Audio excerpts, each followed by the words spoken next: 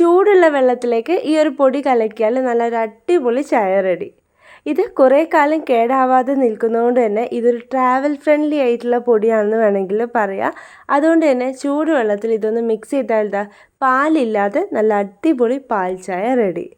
ഇതുപോലൊരു പൊടി നമ്മൾ വീട്ടിൽ തയ്യാറാക്കുകയെന്നുണ്ടെങ്കിൽ നമുക്ക് ചായ ഉണ്ടാക്കുന്ന പരിപാടി വളരെ എളുപ്പമായിരിക്കും.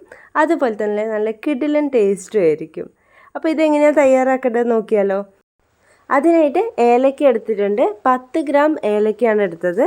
അതിൻ്റെ തൊലി ഒന്ന് കളഞ്ഞിട്ടുണ്ട്.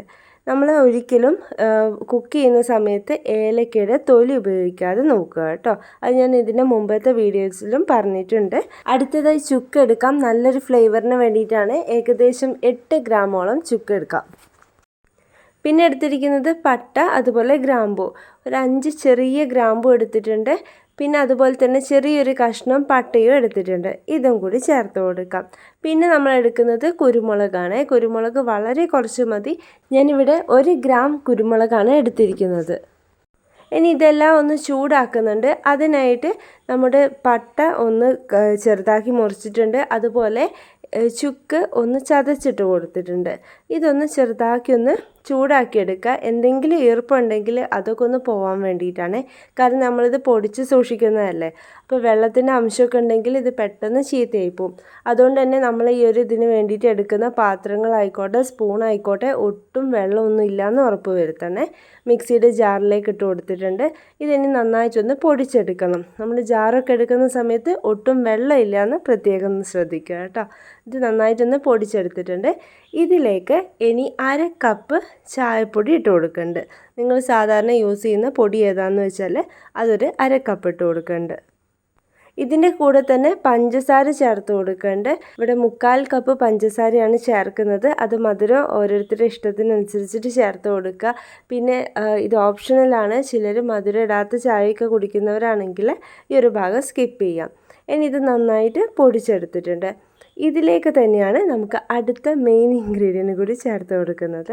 അത് വേറൊന്നുമല്ല, പാൽപ്പൊടിയാണ്. 1/2 കപ്പ് പാൽപ്പൊടിയാണ് ചേർത്ത് കൊടുക്കുന്നത് കേട്ടോ. അപ്പോൾ പാൽപ്പൊടി കുറച്ച് അധികം ഇട്ട് കൊടുക്കുന്നുണ്ട്. ഇനി ഇതെല്ലാം കൂടി നന്നായിട്ടൊന്ന് പൊടിച്ചെടുത്തിട്ടുണ്ട്. ഇതിനി നമുക്ക് തരിപ്പ വെച്ചിട്ട് തരിക്കേണ്ട ആവശ്യമൊന്നുമില്ല. ഇതിൻ്റെ ഫ്ലേവേഴ്സ് ഇതിൽ തന്നെ കിടക്കട്ടെ. നമുക്ക് എന്തായാലും ചായ ഉണ്ടാക്കുന്ന സമയത്ത് നമ്മൾ അരിച്ചിട്ടല്ലേ ഉപയോഗിക്കുക. ആ സമയത്ത് ഇത് അരിച്ചാൽ മതിയാവും. പൊടിച്ച ഉടനെ തന്നെ നമ്മൾ ഒട്ടും വെള്ളമൊന്നും ഇല്ലാത്ത എയർ ടൈറ്റ് ആയിട്ടുള്ള ഒരു ബോട്ടിലേക്ക് ഈ ഒരു പൊടി മാറ്റണം. കാരണം നമ്മളിത് കുറച്ച് കാലം സൂക്ഷിച്ച് വെക്കാനുള്ളത് കൊണ്ടാണ്. കേടായി പോവാതിരിക്കാൻ വേണ്ടിയിട്ടാണ്. ഇങ്ങനെ ഒരുപാട് സമയം ഇങ്ങനെ തുറന്നിട്ട് കഴിഞ്ഞാൽ അതിൻ്റെ സ്മെല്ലും കാര്യങ്ങളൊക്കെ നഷ്ടപ്പെട്ടു പോകും. അതുകൊണ്ട് തന്നെ നമ്മളിത് പെട്ടെന്ന് തന്നെ ബോട്ടിലാക്കിയിട്ട് അടച്ച് വെക്കുക. ആവശ്യത്തിനുള്ളത് മാത്രം എടുത്ത് ഉപയോഗിക്കുക. അപ്പോൾ ഇത്രയേ ഉള്ളൂ. നമ്മുടെ പൊടി ഇവിടെ അടിപൊളിയായിട്ട് റെഡിയാക്കിയിട്ടുണ്ട്. ഇനി നമുക്ക് നല്ലൊരു ചായ ഇട്ടാലോ. അതിനെ വെള്ളം തിളപ്പിച്ചിട്ടുണ്ട്. ഇനി നമുക്ക് ആവശ്യത്തിനുള്ള പൊടി ഒരു പാത്രത്തിലേക്ക് ഇട്ട് കൊടുക്കാം. ഇനി ഇതിലേക്ക് തിളപ്പിച്ച് വെള്ളം ഒഴിച്ച് കൊടുത്തിട്ടുണ്ട്. ഒരു സ്പൂൺ വെച്ച് നന്നായിട്ട് മിക്സ് ചെയ്യുന്നുണ്ട്. അപ്പോൾ കൂടുതലായിട്ട് ഇങ്ങനെ മിക്സ് ചെയ്യുന്ന സമയത്താണ് ചായയുടെ കറക്റ്റ് കടുപ്പവും കാര്യമൊക്കെ വരിക കേട്ടോ. അതിനി അരിപ്പ വെച്ചിട്ട് ഇതുപോലൊന്ന് അരിച്ചെടുക്കുക. സംഭവം റെഡി ആയിട്ടുണ്ട്. ഒരു വെള്ളം തിളയ്ക്കുന്ന സമയം കൊണ്ട് ഒരു പാൽ ചായയാണ് റെഡിയാക്കിയിട്ടുള്ളത്. അപ്പോൾ എല്ലാവർക്കും നമ്മുടെ വീഡിയോ ഇഷ്ടപ്പെട്ടിട്ടുണ്ടെങ്കിൽ ലൈക്ക് ചെയ്യാനും അതുപോലെ തന്നെ ചാനൽ ആദ്യമായിട്ട് കാണുന്ന ആളാണെങ്കിൽ ഒന്ന് സബ്സ്ക്രൈബ് ചെയ്യാനും മറക്കരുത് കേട്ടോ. യൂസ്ഫുൾ വീഡിയോ ആണെങ്കിൽ നിങ്ങളുടെ ഫ്രണ്ട്സിനൊക്കെ ഒന്ന് ഇത് ഷെയറും ചെയ്ത് കൊടുക്കുക. എന്തായാലും ഇതുപോലത്തെ വീഡിയോസുമായിട്ട് നമുക്ക് വീണ്ടും കാണാം. അതുവരേക്കും ബൈ.